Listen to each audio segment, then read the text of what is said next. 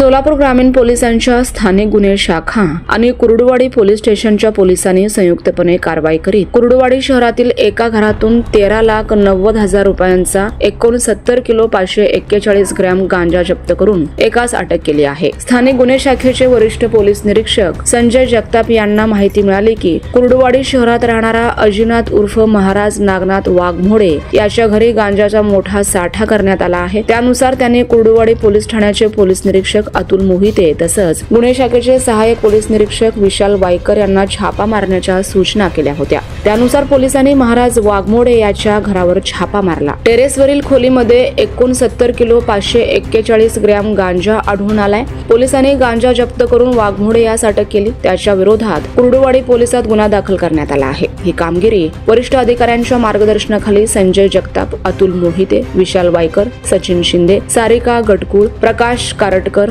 नीळकंठ जाधवर, विरेश कलशेट्टी, बाळराजे घाडगे, हरीश थोरात, राहुल दोरकर यांच्यासह इतर कर्मचाऱ्यांनी पार पाडली।